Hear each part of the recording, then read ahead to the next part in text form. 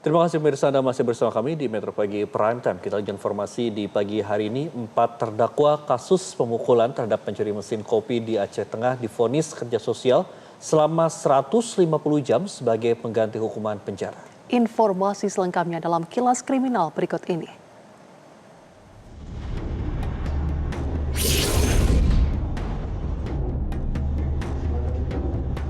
Majelis Hakim Pengadilan Negeri Takengon, Aceh Tengah menjatuhkan vonis kerja sosial terhadap 4 pemuda di Kecamatan Silih Nara, Aceh Tengah. Hakim sebenarnya menjatuhkan vonis 3 bulan penjara, tapi memberikan pilihan bagi terdakwa Sandika dan 3 orang lainnya untuk menggantinya dengan kerja sosial. Para terdakwa akan menjalani kerja sosial selama 150 jam di RSUD Datu Beru Takengon selama 10 hari setiap bulannya, dengan waktu kerja selama 5 jam per hari. Anggota DPD RI asal Aceh, Sudirman, mengapresiasi putusan majelis hakim sebab dinilai mencerminkan penegakan hukum yang memenuhi rasa keadilan. Kasus bermula ketika keempat pemuda berusaha menangkap pencuri mesin kopi pada Agustus 2025 hingga terjadi aksi penganiayaan. Kasus tentang Sandika ini yang merebut kembali harta miliknya dan menampar pelaku, namun kemudian berujung dengan tuntutan sampai 1,6 tahun. Nah, kemudian kalau kita pikirkan dan kalau kita dengar masukan daripada Sandika dan masyarakat, tentunya bukan hanya Sandika yang melakukan pemukulan itu, tapi juga ada keterlibatan massa. Nah, ini yang mungkin yang tidak bisa dilihat secara kolektif, ya, tidak parsial melihat persoalan ini. Yang kedua, tentu kita memetik pelajaran penting dari pemberlakuan Undang-Undang KUHP yang baru ini, bukan hanya tuntutan fisik penjara saja, tapi juga mengedepankan sisi aspek sosial.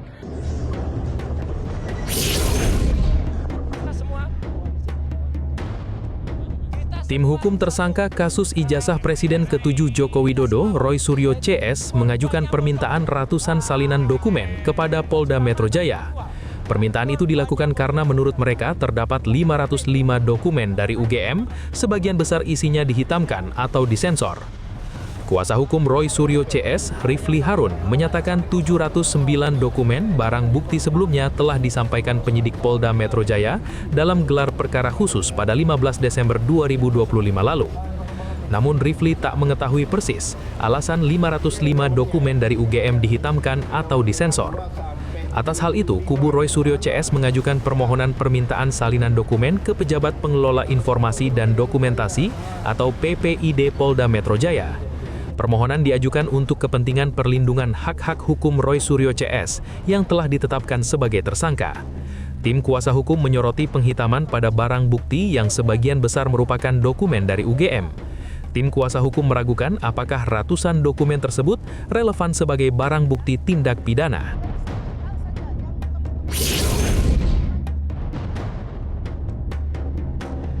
Bahar bin Smith tidak memenuhi panggilan penyidik Polres Metro Tangerang Kota, Banten setelah ditetapkan sebagai tersangka dalam kasus dugaan penganiayaan terhadap seorang anggota Banser. Ketidakhadiran Bahar Smith pada pemanggilan pertama sebagai tersangka disampaikan secara resmi melalui surat dari penasihat hukumnya dengan permohonan agar pemeriksaan dijadwalkan ulang.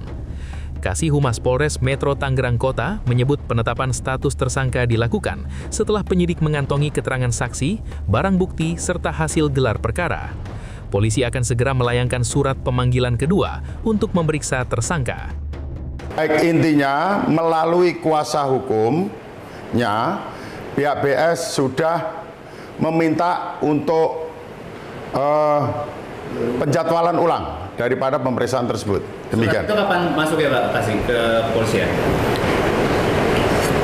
Tadi setelah jam 10 tadi, hari ini.